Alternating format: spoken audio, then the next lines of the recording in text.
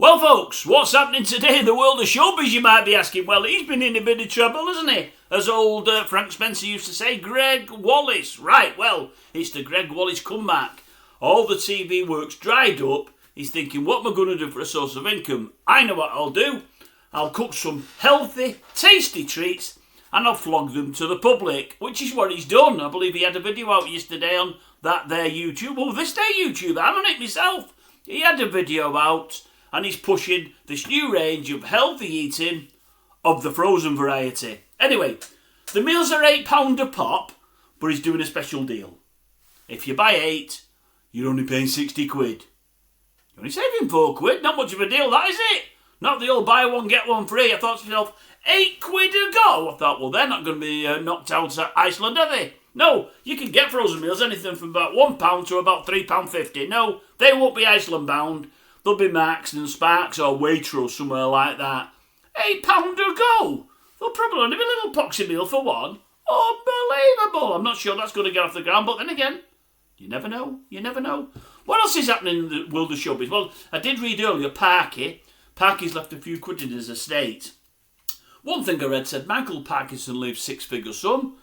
I thought, isn't it 1,000,007? I'm sure it is. I thought, well, that's not a lot. I thought I'd have expected more. And another one says Parky leaves huge amounts. I thought, well, I've got to look at this. Anyway, 300,000 he's left. Oh, 300,000?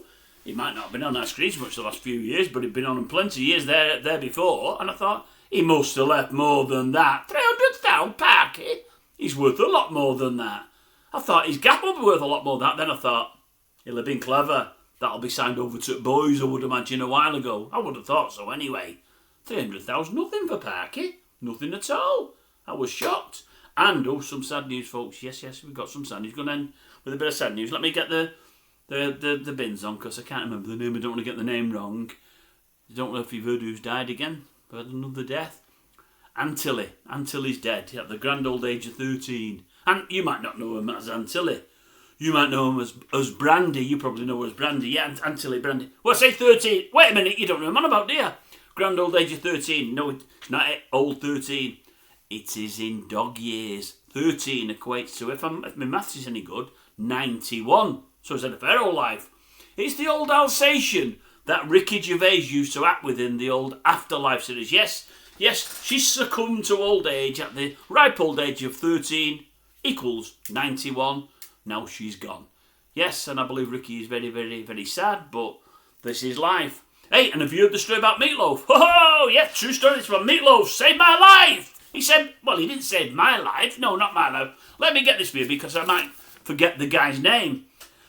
After Meatloaf died, what they did, the various TV stations, they took a chance on a few Meatloaf impersonators to have a chat about, how they're going to carry on with Meatloaf dead and how do they feel about Meatloaf dead and what did Meatloaf mean to you? All that palaver. Well, they interviewed a fella, a 67-year-old from that there Blackpool. Only down the road from me, that really. What was his name? Peter Young. Yeah, Peter. So they interviewed Peter about Meatloaf and he says, I'm watching the interview back.